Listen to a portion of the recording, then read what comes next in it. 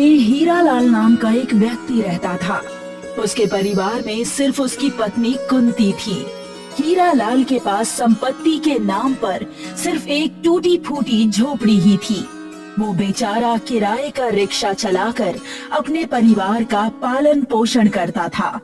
हीरालाल की पत्नी हमेशा हीरालाल को गरीबी के ताने मारा करती थी। हीरालाल अपनी गरीबी से कम और पत्नी के तानों से ज्यादा परेशान रहता था। हीरालाल के हाथों में एक कांच का बर्तन था। बस सारी जिंदगी रिक्शा ही चलाते रहना और कुछ काम करने की सोचना ही मत है। मुझे आए हुए अभी 5 मिनट भी नहीं हुए हैं और तुमने फिर से टलाना शुरू कर दिया। हाँ साहब जी, ऑफिस के थके हारे जो आए हैं। लगता है आज ऑफिस में काम बहुत ज्यादा ही था। मैं तुम्हारी रोज रोज के चिक-चिक से तंग आ चुका हूँ। कुंती, एक तो मैं वैसे ही बहुत ज्यादा परेशान हूँ, ऊपर से आते ही तुमने मेरा दिमाग खराब करना शुरू कर दिया। 3 दिन से बोल रही हूँ कि दाल खा खा के मेरा पेट खराब हो गया है। भगवान की नाशुक्री मत किया कर कुंती, और लोगों के पास तो खाने के लिए दाल भी नहीं होती है। मुझे तुम्हारी बकवास सुनने में कोई दिलचस्पी नहीं है। जी, मुझे कल किसी हाल में चिकन खाना है। तुम मेरे पति हो, चाहे कहीं से भी लाओ। मैं गांव-गांव रिक्शा चलाता हूँ कुंती, और वो भी किराए का रिक्शा। दिन भर में मुश्किल से 2-4 सवारी ही तो मिल पाती है। उस पर से तुम्हें बाजार का चिकन खाना है। ये तुम्हारे हाथ में क्या है?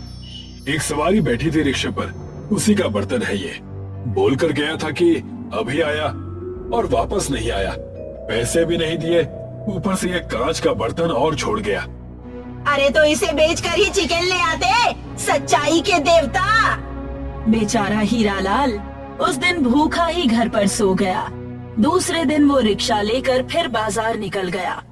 बड़ी मुश्किल से हीरालाल को एक सवारी मिली, मगर भूख की वजह से वो रिक्शा चला ही नहीं पा रहा था। अचानक उसका रिक्शा एक पत्थर से टकरा गया। रिक्शे पर बैठी सवारी गिर गई और हीरालाल के रिक्शे का पहिया टेढ़ा हो गया। अबे अंधा है क्या बेवकूफ, इतना बड़ा पत्थर तुझे दिखाई नहीं देता? माफ करना, कल रात से भूखा हूँ, भूख की वजह से उस पत्थर को देख नहीं पाया। अबे बेवकूफ, अगर तू भूखा है तो क्या मेरी जान लेगा?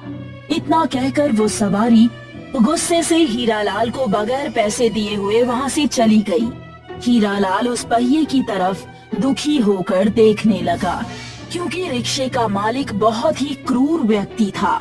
जब शाम को अपने मालिक के यहाँ रिक्शा खड़ा करने के लिए गया तो उस मालिक सेठ अमीर चंद ने रिक्शे की हालत देखकर गुस्से से तिलमिलाकर बोला, हीरालाल, ये सब क्या है? तूने मेरे रिक्शे की हालत क्या कर दी?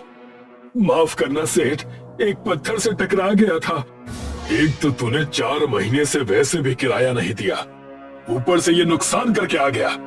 अब इसके पैसे कौन देगा? तेरा बाप? मैं थोड़े थोड़े करके कटवाता रहूंगा। मुझे कोई मतलब नहीं कि तू पैसे कैसे देगा और कहां से देगा। 15 दिन के अंदर मुझे 4 महीने के रिक्शे का किराया और इसकी मरम्मत के पैसे चाहिए, जो कि 5000 बनते हैं, और अब तुझे रिक्शा भी नहीं मिलेगी। चल भाग यहाँ से। हीरालाल ने अपने कदम अपने घर जाने की बजाय गांव के सबसे बड़े सूदखोर रमेश के घर की तरफ बढ़ा दिए।